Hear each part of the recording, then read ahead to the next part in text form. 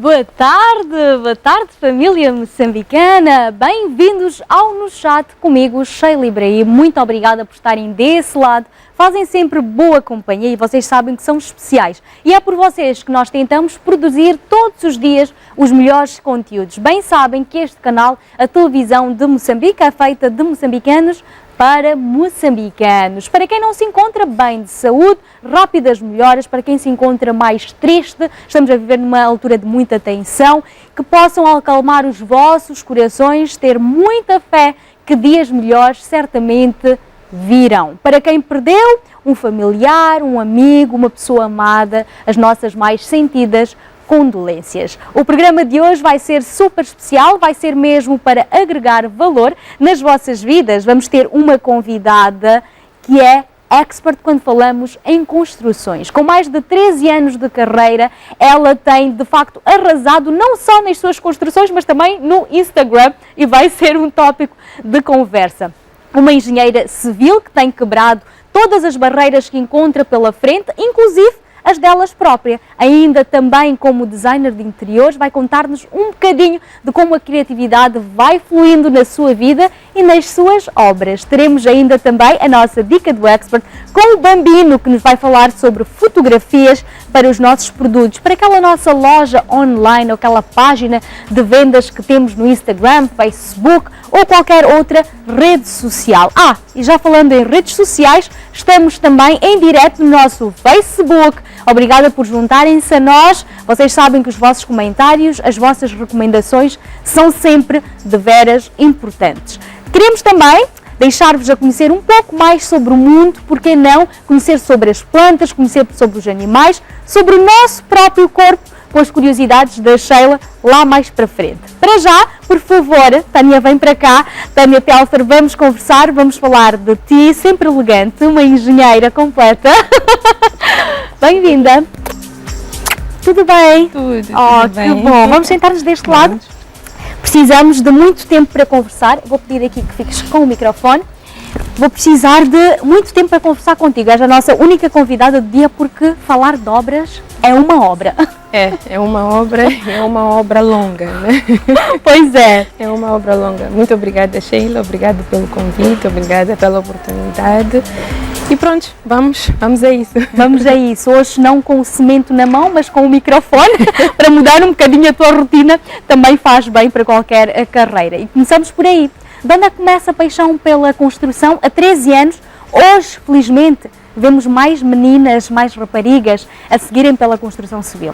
Na tua altura, há 13 anos atrás, havia assim tanto fluxo de mulheres que queriam não só fazer a faculdade, mas viver nas obras? Para começar, eu vou dizer que eu não sou de cá, eu não sou de Maputo, eu sou de Tete.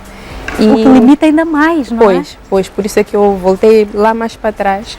Então, nesta altura, o grupo que estava a fazer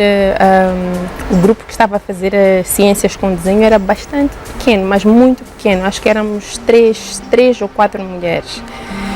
Para quantos homens? Vamos lá, para 60 homens. 60 Uau. homens, pois. E o foco era mais virado para a arquitetura e não para a engenharia. Existe uma diferença muito grande entre a engenharia civil e a arquitetura. A engenharia civil envolve muitos mais números e a arquitetura envolve mais, eu estou a falar em termos de disciplinas, né? Envolve mais desenho, dentre muitas outras coisas. E então, na altura, quando eu entrei para a faculdade, curiosamente, foi o grupo que mais recorde bateu em termos de mulheres que entraram para a engenharia.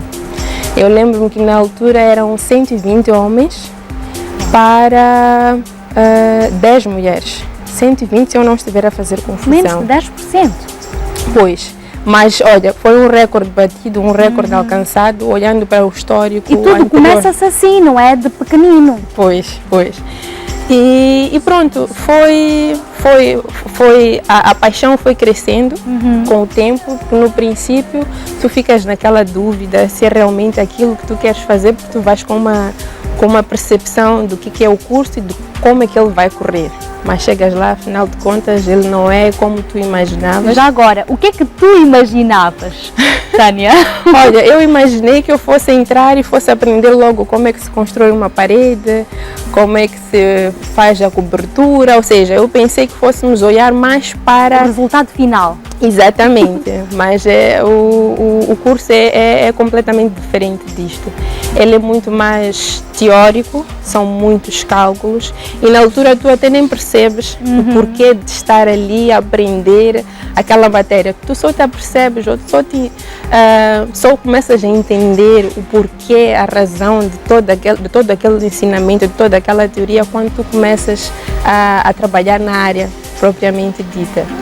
E eu tive estes momentos em que eu gostava mais do meu curso, gostava menos, havia momentos, até hoje, há momentos em que eu sou mais apaixonada pela minha profissão, há momentos que nem por isso, mas eu acho que é um desafio que todo profissional passa por. Né? Sim, dentro de uma área nós conseguimos partir e repartir em várias, né? É isso que acontece, acredito, também contigo, porque além de seres uma engenheira civil, já trabalhaste só com projetos, hoje em dia também trabalhas com o cimento literalmente na mão, a controlar as obras, a fazer a gestão no dia a dia para habitações, o que é uma dor de cabeça lidar com. Eu preciso desta casa amanhã, eu tenho Natal, como é que vai ser o jantar? Pelo amor de Deus, não pega isto. Ninguém sabe disso, né? Pois, e depois tens que lidar com os técnicos que estão lá a executar e com a tua realidade, a tua vida pessoal. Como é que tu fazes este balanço também? Olha, é preciso muita disciplina e, acima de tudo, é preciso ter planificação, porque na área em que eu estou envolve várias equipas, envolve gestão de tempo e envolve também a gestão financeira. Então, é uma atividade que agrega um pouco de tudo. Tens a parte da economia, tens a parte de construção como tal e tens a parte da gestão de expectativas por parte do cliente. Então, o segredo, eu não diria o segredo, eu diria a base de tudo é planificação e rastreamento deste plano. Que é para ver se no meio do projeto, no meio do processo, tu não te perdes e depois voltar a ajustar e às vezes não é por perder-se, por falta de atenção, mas porque construção não é linear. Então existem muitos fatores externos que estão fora do nosso controle e que precisam de um olhar atento que é para poder se corrigir e depois voltar à normalidade. Já falando em segredo, obviamente isto não era um segredo, mas agora eu quero conhecer os teus segredos. Okay. Dentro de uma obra em Moçambique, nós sabemos que muitas vezes o engenheiro é o não formado que é o dono da casa, não é? O dono da obra. E que vai ali gerindo tudo. Quais é que são as reais vantagens? Que pouco se fala de se ter um engenheiro que, obviamente, a priori, custa muito mais caro do que propriamente contratar um pedreiro que nós vimos a fazer o muro do vizinho e metemos para fazer a laje, que é algo completamente diferente e uma responsabilidade diferente. Para ti, porquê é que os nossos telespectadores devem contratar um engenheiro para as suas obras logo de início, ter esta noção da importância? Olha, há uma frase, eu vou começar por esta frase, que é para melhor contextualizar o que eu vou dizer a seguir. Há uma frase que eu ouvi uma vez e eu uso muito como um princípio. E a frase diz o seguinte: corrigir é mais caro, dá mais trabalho que fazer certo. Isto por quê? Porque o pessoal, o público, eles só se lembram de um engenheiro quando as coisas já começam a correr mal. Muitas das vezes as pessoas têm a ideia de que a autoconstrução é muito mais barato. Pode até parecer barato no princípio. Barato sai caro. Pois, essa frase nunca fez tanto sentido como atualmente. Então as pessoas pensam que a autoconstrução é simples, é mais barato e acabam aventurando-se sem uma mão de obra especializada ou um gestor de obra. Então, o contratar um gestor de obra é mesmo para evitar este tipo de dor de cabeça. Eu digo que o gestor de obra, ele, para além de ser um gestor de obra, ele é gestor de stress. Mas o gestor de obra não só funcionam como alguém que está ali para dizer o que é certo, o que é errado em termos de execução. Ele está ali também para gerir o teu dinheiro, o teu investimento. Ele está ali para gerir o teu tempo, que também vale dinheiro. E ele está ali para salvaguardar que o projeto é feito dentro daquilo que são as premissas de qualidade. E o timing também, não é? Pois, é um triângulo. É tempo, é dinheiro e é qualidade. Eles andam de mãos dadas. Então, o gestor de obra ele está ali para isso. Sem tirar o mérito do pedreiro, sem tirar o mérito do canalizador, quando as pessoas olham para a autoconstrução, elas vão contratando profissionais separados e acaba formando uma equipa. Mas quem é que vai gerir esta equipa? Quem é que vai determinar qual é a atividade que é feita na fase 1, qual é a atividade que é feita na fase 2, o que é que deve já estar acautelado antes da fase 3 começar, qual é o melhor material, qual é o material que tem melhor qualidade dentro daquilo que é o budget do cliente. Quer dizer, são fatores que são todos eles analisados por um gestor de obra. O pedreiro vai se preocupar só com aquilo que é o trabalho dele, que é fazer a parte das paredes, o betão, o cimento e o ferro. O eletricista ele vai se preocupar. Eu não digo que tenham que ser todos assim, né? Mas são casos muito raros em que as pessoas estão ali prontas para trabalhar como uma equipa, apesar de não serem uma equipa formada desde o zero, mas é uma equipa que foi formada pelo dono da obra. Então é ali onde entra o gestor de obra. Ele funciona como um olheiro, como um representante, é isso, é um representante do dono da obra, sem contar que ele também vai estar ali para absorver e gerir o stress. Pois, e um stress, por exemplo, que é um exemplo que com certeza quem está a construir já passou por isto. Eu preciso fazer, por exemplo, uma parede. Quantos sacos precisas, António? Podes comprar só 5 sacos de cimento, 2 de areia e etc. Ok, a pessoa compra, para no meio da parede, acabou a areia. Pagas novamente o caminhão para trazer a areia e é um stress que pode ser gerido por alguém experiente. Falaste também no início sobre a diferença entre arquitetos e engenheiros civis. Queres deixar-nos de forma mais clara quais é que são? Eu vou tentar dar uma definição por forma a não aumentar ainda mais esta rixa que existe entre os engenheiros e os arquitetos. Como eu disse no princípio, o componente de engenharia civil, a componente de engenharia está mais virada para os cálculos. Nós fazemos o cálculo estrutural, fazemos os cálculos para garantir a segurança daquela estrutura, fazemos os cálculos para evitar algum dano, algum desastre. Olhamos para fatores como vento, chuva, fogo, resistência e capacidade do solo onde nós vamos construir. Esses são os aspectos, dentre muitos outros, que são acautelados pelo engenheiro. Dentro da engenharia, nós temos uma componente que é ligada ao desenho, porque como engenheiros nós temos que entender aquilo que é um projeto arquitetônico, que é para permitir que a execução seja fluida. Então nós temos esta componente. Já os arquitetos, esta é uma percepção, é uma definição minha, né? Vou já adiantando. Então, na arquitetura, nós temos mais a componente de concepção, temos a componente de urbanização, como é que a sombra vai influenciar, como é que o sol vai influenciar em termos de temperatura interna do imóvel. São detalhes muito mais ligados ao bem-estar, conforto estético. Exatamente. Então, de uma forma muito grosseira, esta é a diferença. E é a diferença que eu também vou vendo. E, por exemplo, nós vemos os melhores projetos de arquitetura que nós temos. Nós falamos dos melhores projetos de arquitetura, mas na verdade deveria ser os melhores projetos de arquitetura e engenharia civil.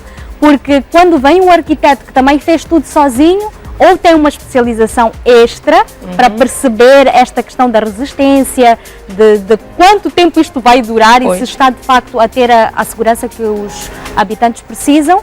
Então não há como também desassociar muito, sobretudo em grandes projetos. Como é que os desenhistas, que é uma outra área, interferem depois também no teu trabalho? Olha, no início, quando tu começas na carreira, tu acabas sendo um faz tudo, né? Tu acabas fazendo um pouquinho de tudo. Mas a componente de desenho, ela demanda muito tempo. Então, com o andar do tempo, com o crescimento do trabalho, tu tens que ter alguém para fazer o desenho. O desenho é uma representação daquilo que se pretende executar. Então, os desenhistas, na verdade, eles entram para suprir esta necessidade de ter alguém para fazer um trabalho em paralelo. Então, mas é claro que tem que ter supervisão, porque é no desenho onde também é apresentado o detalhe construtivo. Porque se não tivermos o detalhe construtivo, não tem como a execução ser feita de forma adequada. Ou até pode ter, mas temos aquelas situações em que o projetista é chamado à obra, porque o desenho não tem o detalhe ou não está muito claro e há necessidade de se explicar para depois poder-se avançar com o trabalho. Acontece, né? Mas aqui também mora um perigo e acho que nós temos que deixar isto claro, que hoje em dia há muitas pessoas a construírem apenas com um desenho. Contratam um projetista, um desenhista, pois. E já tenho ali a minha casa com piscina de 3 andares, está ok. Como é que tu vês isso? Já aconteceu de chamarem-te para uma obra para remediar, depois de ter sido construída na base de um projetista? Olha, Sheila, atualmente o que nós temos mais no mercado são projetos não detalhados. Eu nem chamaria de projeto, porque um projeto, para começar, um desenho, na verdade, é um conjunto de várias especialidades. Sim, dizia que é um desenho que eles fazem. Exatamente, eles têm um desenho, às vezes é só uma planta e uma foto em 3D. Agora até já existem projetos que tu podes baixar na internet, né? E quem está a executar precisa de informações, precisa de detalhes, porque senão tu corres o risco de pedir um bolo da Branca de Neve e aparecer um bolo só com os 7 anões. Pois. E depois vem ali o jogo, quem é que tem razão? Pois, eu na verdade fiz a Branca de Neve, não é? Então, isto é o que eu mais vejo no mercado hoje em dia. Pessoas que constroem, não têm projeto, até nem este desenho, que é uma planta, um desenho ilustrativo, as pessoas não têm, elas só têm um sonho e têm um terreno. Então, atualmente, eu diria que atualmente a demanda do meu trabalho está mais ligada à correção, a trabalhos de correção, do que aos trabalhos de construção de raiz. Porque as pessoas é a história de só se lembrar do médico quando a pessoa já está mesmo de rastro e não tem aquela preocupação de começar bem. Quando o Google já não consegue responder. Exatamente. E falando em correção, um dos maiores problemas com os quais eu tenho estado a deparar atualmente na minha área é o problema de infiltração. Isto por quê? Porque as pessoas pensam que é só colocar uma chapa ou é só comprar uma tinta impermeabilizante, pintou e o problema fica resolvido. Existem muitos mais detalhes, existe muito mais história por detrás de um processo de impermeabilização. Pois, e é um conteúdo que também já te vi a partilhar e que nós vamos querer explorar um bocadinho mais. Quais é que são as causas que tornam as infiltrações mais frequentes nas nossas casas e nestas casas modernas que temos hoje em dia, com os tetos mais planos, até que ponto isto também é um perigo? Sobretudo para quem não está associado a engenheiros, arquitetos, com alta expertise, como tu, por exemplo, não é? Daqui a bocadinho, porque agora vamos às nossas curiosidades, vamos aprender um pouco sobre o mundo, deixamos agora as obras de lado, mas eu sei que vocês estão ansiosos, então aproveitem este tempo também, já peguem no papel e já partilhem o programa que está a passar no Facebook e na TVM Play, porque temos sim que construir as nossas casas, queremos ter este sonho da casa própria realizado, por que não começar com conhecimento? Até já!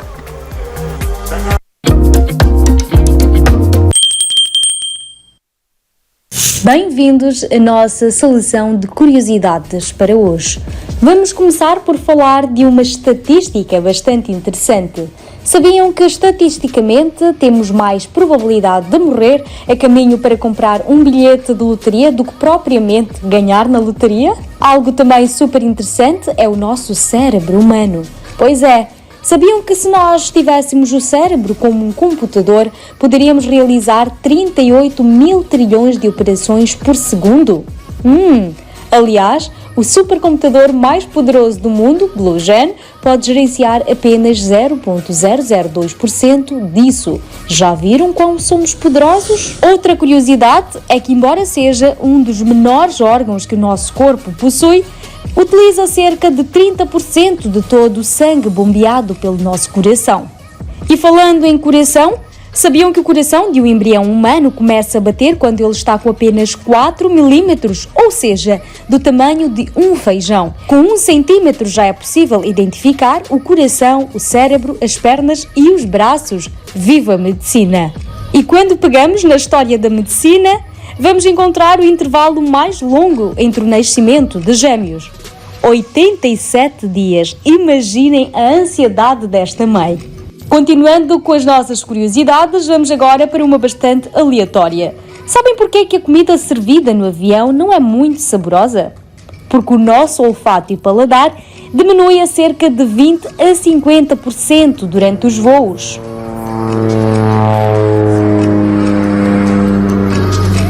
Entrando agora para o mundo animal, que carrega sempre também várias curiosidades engraçadas e para lá de interessantes, vamos começar por falar das vacas. Sabiam que elas têm sotaques regionais nos seus mugidos? Pois bem, as vacas ao redor do mundo mugem com sotaques e formas diferentes. Algo parecido acontece com os gatos, que também miam diferente de acordo com a região. Já os cavalos marinhos têm muito a ensinar. Eles são companheiros de vida monogâmicos e viajam em pares, segurando a cauda um do outro. Que fofura! Mas quando o assunto é bater forte, o beija-flor é campeão. Sabiam que a frequência cardíaca média do beija-flor é de mais de 1200 batimentos por minuto? E para terminar, vamos falar das ovelhas. O temperamento das ovelhas faz de facto jus à sua fama de fofinhas e dóceis. As ovelhas são muito calmas, com excelente memória e super inteligentes, conseguindo até mesmo diferenciar expressões faciais de outros animais do rebanho. Estas foram as nossas curiosidades para hoje. Continuem sempre com muita vontade de aprender. E é isso, tenho eu também muita vontade de aprender agora sobre design de interiores. Como é que começa esta parte mais criativa na tua vida? Já estavas assim, os números já sei, isto eu sei que é 1 por 1, o bloco vai cimento, vai reboco, vai.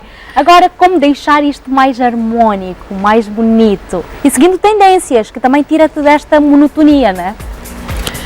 Bem, na verdade, a paixão, o bichinho já lá estava. Eu já gostava de decoração e já acompanhava muito conteúdo, fazia pesquisa sobre o assunto de decoração de interiores. Até que há pouco tempo, recentemente, quando eu digo pouco tempo, é coisa de 2 anos e meio, eu senti, estava a atravessar por aquela fase em que eu gostava menos do meu trabalho. Então eu senti uma necessidade de colocar um pouco, digamos, um pouco de glamour. Porque não tem nada de glamouroso no cimento. E o teu trabalho nunca é o final. Exatamente. Tu fazes, mas nunca fica o tchan. É algo que fica ocultado. Né? O que fica à vista é o papel de parede, o que fica à vista é a pintura na parede e por aí. Então eu decidi agregar este glamour, aquilo que era o trabalho que eu fazia, associando uma paixão que na verdade sempre me acompanhou, só que eu nunca dei assim tanta atenção. E comecei a fazer pesquisas e fiz uma pequena formação, agregado àquilo que era a minha investigação, conhecimento. Eu digo que conhecimento ela dá-nos confiança. Então, quando eu senti que eu já estava mais confiante para começar a andar nesta vertente, Então eu comecei, eu agreguei, aumentei o meu portfólio, comecei a divulgar um pouco mais de conteúdo, menos conteúdo ligado ao bloco, ao batão, e mais conteúdo ligado à decoração de interiores.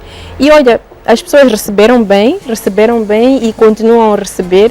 No entanto, não existe uma forma de me desligar completamente da componente de construção, porque os dois, de certa forma, caminham juntos.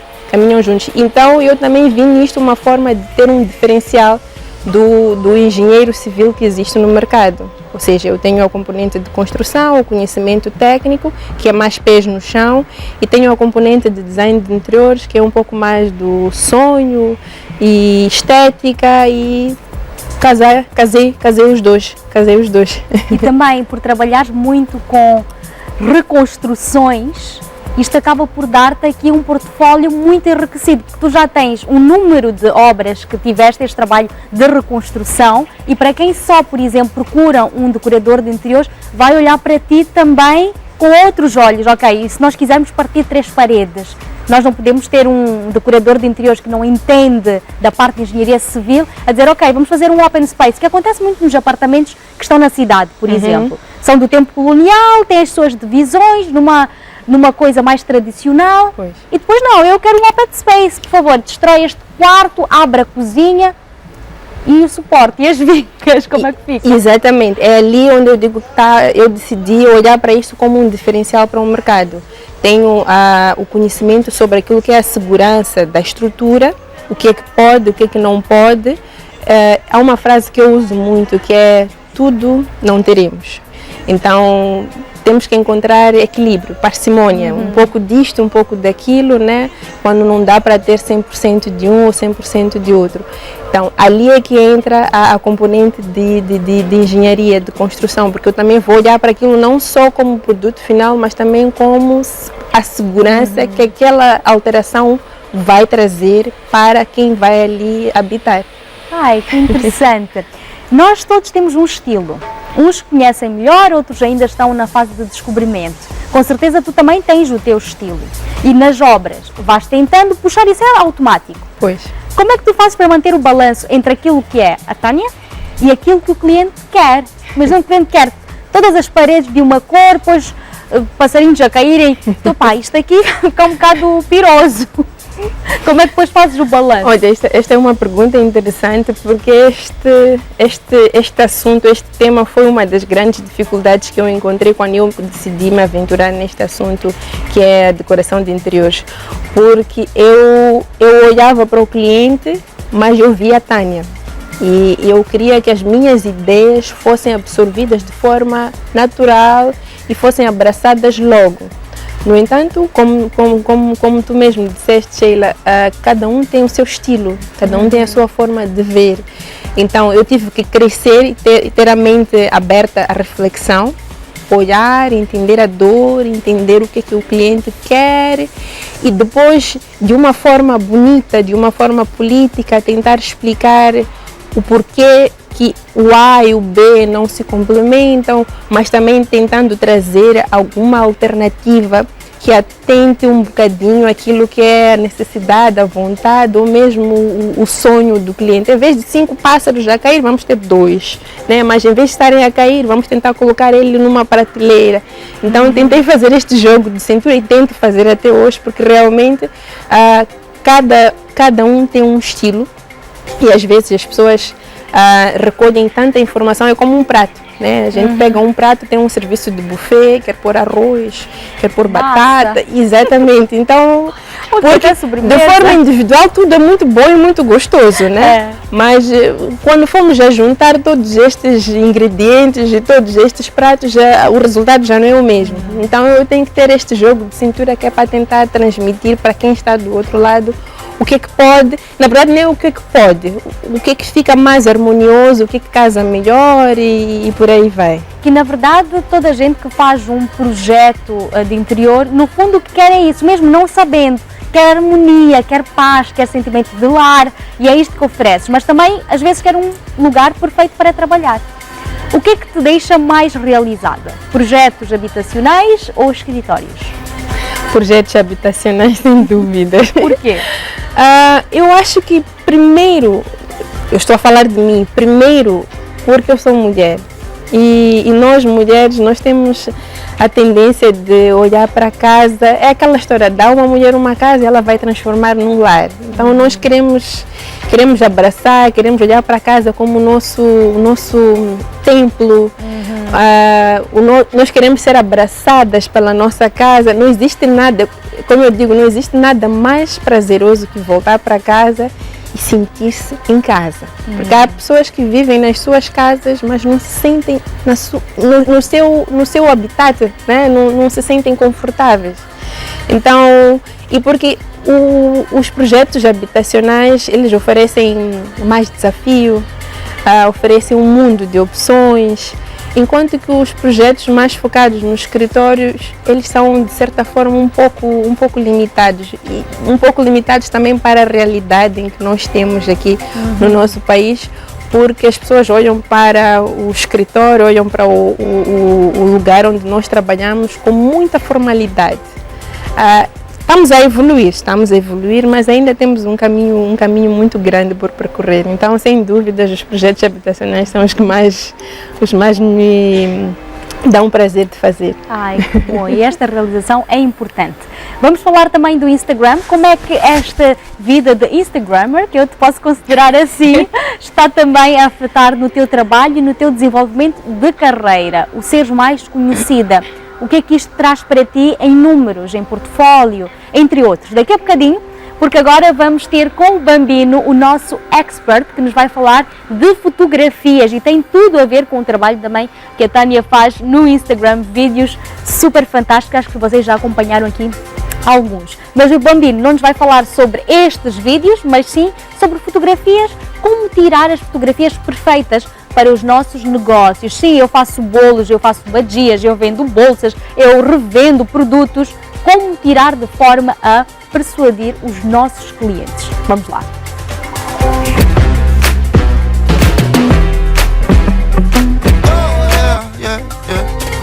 Olá, eu sou Bambino, fotógrafo, storyteller, especializado na área comercial e de moda. Hoje estou aqui na Dica de Expert para dar algumas dicas sobre a fotografia. Para sessões fotográficas de produtos, certifique-se que os produtos estejam limpos e em boas condições. Considere o uso de adereços e cenários que destacam os produtos de maneira atraente. Use a iluminação que melhor realça os atributos de produtos. Experimente diferentes configurações de luz setups para encontrar a iluminação que melhor favorece o produto fotografado. Invista em uma câmera de alta qualidade, diversas lentes, tripés, iluminação e refletores para poder melhor controlar as sombras e a iluminação. Pense na composição da foto. Use técnicas como rega dos terços para imagens equilibradas e visualmente atraentes. Para pós-produção, utilize softwares de edição, assim como Photoshop, Adobe Lightroom, Capture One. Ajustes de cores, contraste e nitidez são essenciais para a pós-produção. Selecione um local que complemente o estilo e o tema da sessão fotográfica. Pode ser o estúdio, um ambiente externo ou um local específico, desde que se alinhe à visão da sessão.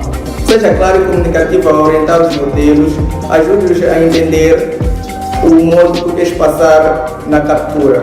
Colabore com estilistas, maquiadores e diretores criativos para garantir que todos os elementos da sessão estejam alinhados com a visão criativa. Mantenha um ambiente de trabalho amigável e profissional. Dê pausa aos modelos para que possam descansar e sentir-se à vontade. Preste atenção aos detalhes, como ajuste das roupas e a posição dos acessórios. Pequenos detalhes podem melhorar significativamente as nossas fotos.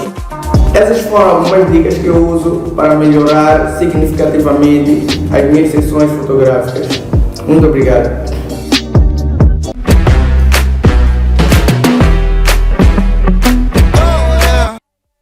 Obrigada, Bambino. Fotografia que para ti também é algo muito familiar. É familiar. Eu dizia que é engraçado que esta dica venha antes de eu responder a questão que colocaste sobre o Instagram.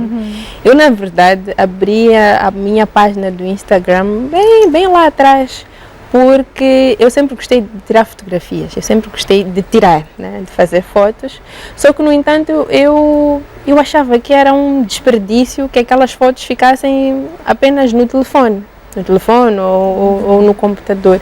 Então o Instagram veio mesmo como uma oportunidade para eu colocar lá como se fosse uma exposição das minhas fotos. E no entanto, era uma página muito pouco usada, né? Eu só usava mesmo para publicar fotos ou para ver informações, porque apesar de tudo, o Instagram bem usado ele agrega muito valor e muito conhecimento, né? Tem muita coisa boa ali que pode ser explorada. De muitas redes muita sociais, coisa. Tu é que tens que ir filtrando e segregar aquilo que realmente te interessa, aquilo que te vai agregar valor e conhecimento. Até que veio o Covid. E nesta altura começaram a surgir muitos cursos, muitas formações online. E eu decidi fazer alguns como uma forma de passar o tempo e não cair no tédio e aprender um pouquinho mais, já que vamos passar muito tempo em casa, então por que não usar este tempo para fazer algo que me vai dar valor? Só que eu sou filha do professor e uma forma que o meu pai ensinou-me para aprender melhor e assimilar melhor a matéria era partilhando. Então eu disse, não, eu vou usar o Instagram e vou publicar algumas das coisas que eu estou a aprender, mas vou tentar fazer deste conteúdo um conteúdo simples, sem muitas formalidades, porque para começar o conteúdo ligado à construção é um conteúdo um bocadinho chato, né? É diferente de falar de maquiagem, de fotografias. Então eu decidi fazer um conteúdo leve, sem muitas formalidades. E por que isso me ajudaria a melhorar aquilo que eu estava a aprender? Porque antes de publicar eu tinha que fazer uma pesquisa, tinha que estudar um pouquinho mais, então era uma forma que eu encontrava de fazer os dois. Só que depois eu comecei a ver que aquilo começou a trazer algum resultado, porque as pessoas interagiam, as pessoas começavam a colocar algumas questões, as pessoas começaram a interessar-se, até que também começou a trazer algumas pessoas, alguns clientes, algumas pessoas que queriam um e outro trabalho, maioritariamente de correção. E foi quando eu parei, eu disse, olha, aqui isto pode dar alguma coisa. Então eu comecei a dar um pouquinho mais de atenção no conteúdo que eu ia criando e pronto, o resto é história, né? Estamos aqui até hoje. Claro que com o passar do tempo eu fui melhorando a forma como eu coloco o conteúdo, às vezes com mais tempo, às vezes com menos tempo, porque eu pensei que criar conteúdo fosse uma coisa de tirar uma foto e publicar, mas não, é um senhor trabalho. Mas ainda bem que tu fazes e a tua comunidade vai crescendo todos os dias. Agora vem uma outra responsabilidade, as pessoas já olham para ti, já pedem isto também. Como é que tu sentes esta pressão, de certa forma? Muito pressionada, né? Realmente é muita pressão. Porque tu, quando começas a destacar-te, quando começas a tornar-te visível, então as pessoas começam a ser muito mais críticas, né? Começam a analisar e ver coisas que antes ninguém reparava.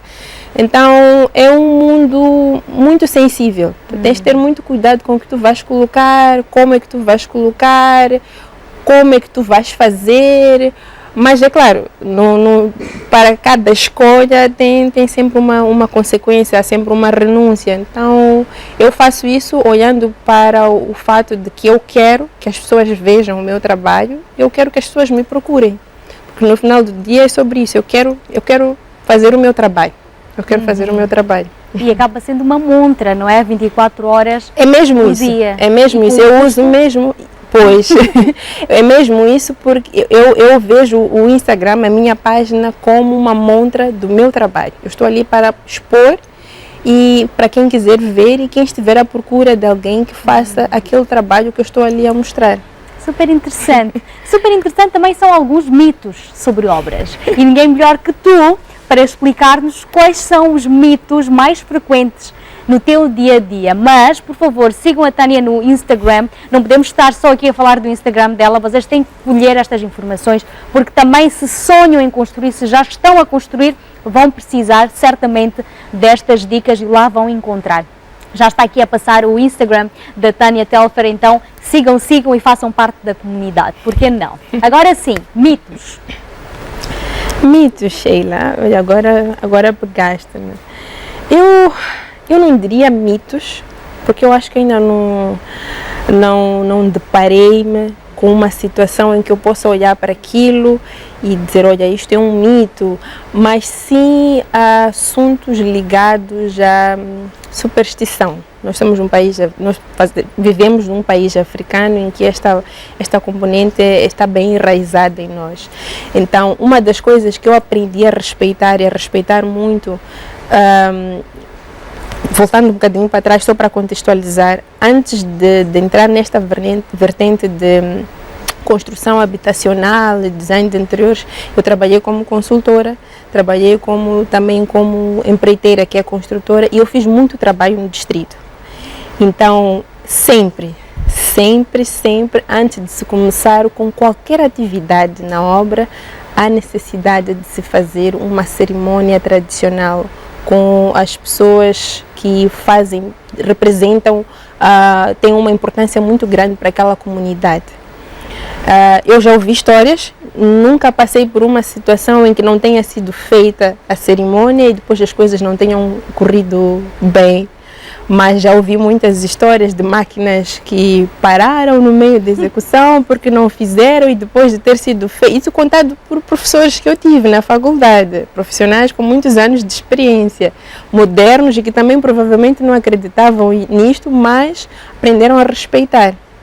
Então, não uma questão de mito, mas uma questão de respeitar a nossa cultura. Estamos a entrar numa vila, estamos a entrar num distrito, nós é que estamos a invadir o espaço de quem está ali, então é importante respeitar aquilo que é a cultura que Embora está ali. a ciência não prove nada, há que respeitar quem está nada. lá também. Exatamente. A ditar as suas regras.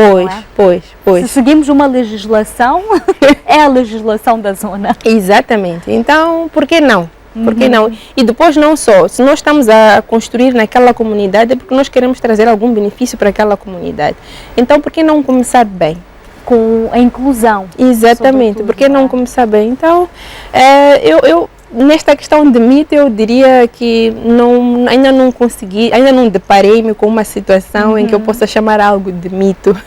E quais acreditas que são as maiores dores? Falaste da infiltração, tens algumas outras que são assim as maiores dores dos teus clientes quando ligam e dizem, Tânia, socorro? Tirando a questão da infiltração, eu diria que é a qualidade do trabalho. Hoje, o que nós mais vemos neste mercado são muitas empresas, são muitos profissionais que fazem o trabalho e que entendem da matéria, mas não pautam pela questão da qualidade. E eu digo mais, falo de qualidade principalmente para aquilo que fica à vista, né, que são os acabamentos, aqueles detalhes, porque uma viga não, apesar, no quesito viga, tu tens que olhar mais para a questão de estrutura. Mas numa parede, tu tens que olhar mais para a questão de qualidade de acabamento, porque é aquilo que fica, é aquilo que salta à vista quando tu entras naquela casa, quando tu entras naquele imóvel. Então, um dos grandes problemas é a questão de qualidade. E por causa disso, porque eu comecei a olhar para aquilo que era dor, não só do singular, mas também das empresas, eu acabei agregando um serviço que eu ofereço, que é o serviço de controle de qualidade virado para empresas de construção, porque financeiramente é um pouco difícil eles terem um técnico superior ou alguém para controlar a qualidade, para supervisionar o trabalho que é feito pelas equipas a tempo inteiro. Se for uma empresa que tem 5, 6 obras, então é mais complicado. Então, é para isso que está aqui a Tânia, que é para estar lá e servir de olheiro daquela empresa para salvaguardar que o trabalho daquela empresa é entregue com qualidade. No caso dos singulares, é a questão da gestão de obra, gestão de stress, como eu costumo chamar, né?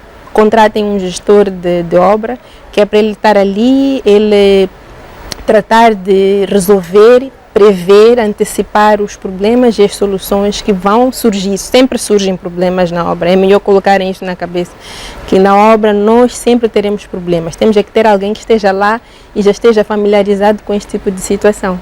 E como é que tu fazes para garantir o cumprimento da entrega da obra? Porque não depende só de ti, há vários fatores. Qual é a margem que tu vais deixando para garantir que as coisas fiquem prontas na hora certa?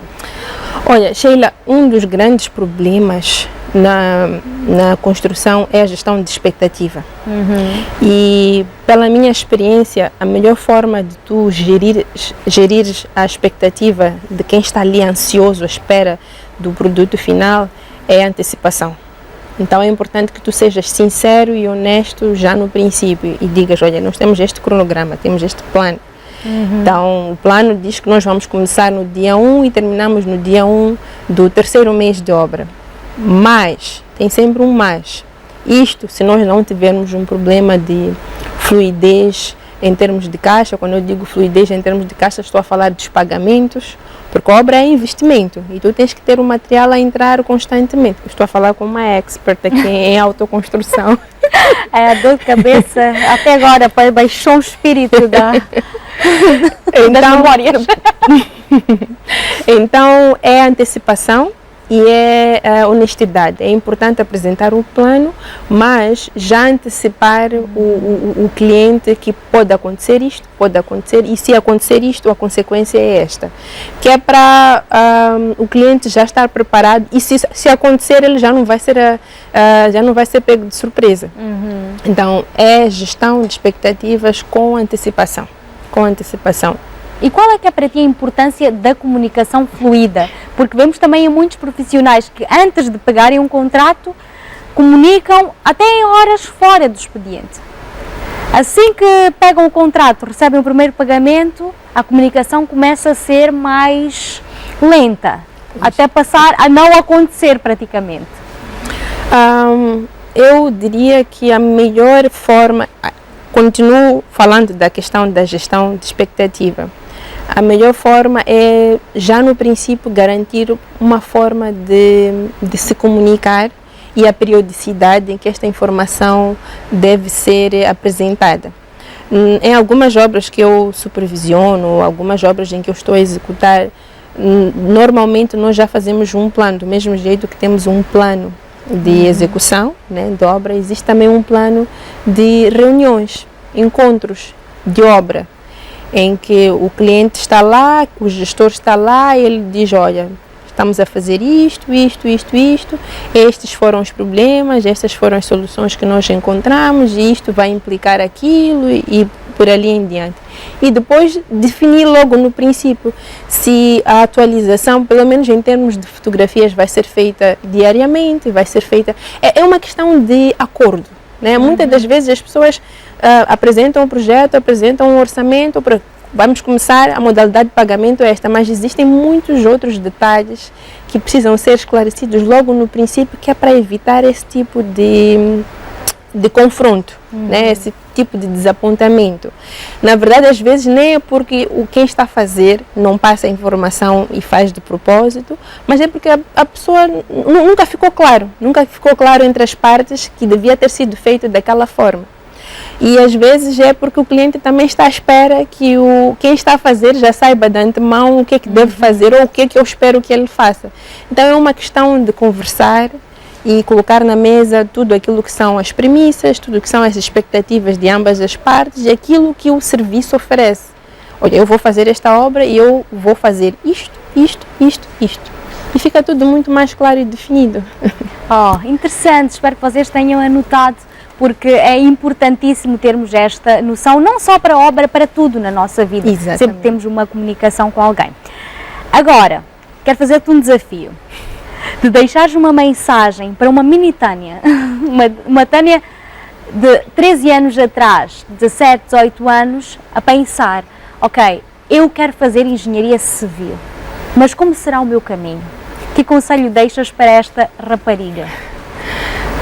Para uma mini Tânia que quer fazer engenharia, e que conselho é que eu diria? Eu diria, Tânia, sempre que tiveres uma oportunidade de fazer algo diferente e que não esteja dentro daquilo que é o teu escopo, daquilo que é o teu escopo de trabalho e atuação, faz, pesquisa e procura sempre ter conhecimento, porque conhecimento gera confiança. E quando nós temos confiança, nós transmitimos essa confiança para quem quer trabalhar conosco. Então é conhecimento e aceitar sempre os desafios de mãos abertas. Como é que foi importante teres humildade? Eu vejo-te como uma pessoa muito humilde e já conheço-te de outros carnavais, mas a humildade sempre esteve contigo, nas nossas interações, na nossa conversa. No início da tua carreira, e agora deixaste claro que também foi isso, foi fazeres o que não foi pedido. E o que foi pedido, mas não era o teu trabalho, não iria ser paga por isso. Qual é a importância deste abrir a mão, dar sem esperar receber? Eu acho que para começar é uma questão de base, né? É daquelas coisas que os nossos pais não precisam sentar e nos explicar, olha, é assim, filha, é daquelas coisas que tu aprendes vendo. É o primeiro aspecto. E o segundo foi mais focado naquele grupo de dúvidas. Eu vou sair da faculdade, mas eu pelo menos tive essa sensação e eu acho que a maior parte das pessoas que saem da faculdade tem este sentimento. Tu sais com a sensação de que não sabes nada, né? Sentes-te perdido, te vês-te 4, 5 anos sentado na carteira e é como se fosses começar um outro curso. Então, quando eu entrei para o meu primeiro estágio, eu disse para mim mesma, esta empresa me está a dar uma oportunidade e eu não sei nada. Então, o que eu tenho para oferecer para esta empresa? É o meu tempo, a minha dedicação. Então, foi no sentido de querer agarrar aquela oportunidade com as duas mãos e fazer tudo aquilo que me era proposto. Tenho que ficar até às 18, eu vou ficar até às 18. E não tinha aquela história de, não, vou reclamar pelas horas gestas. Não, eles me estão a dar uma oportunidade, eu ainda não sei nada. Na verdade, eu é que devo mais à empresa do que ao contrário. Então, eu vou agarrar, porque existem muitas pessoas, muitos profissionais que saem da faculdade e não têm esta oportunidade. Então, eu me vi como uma mulher privilegiada. Então, eu decidi agarrar aquilo e dar o meu melhor. Dar o meu melhor, seja para ir comprar café para os engenheiros da sala, eu estaria disposta a ir lá, não que isso tenha acontecido, né?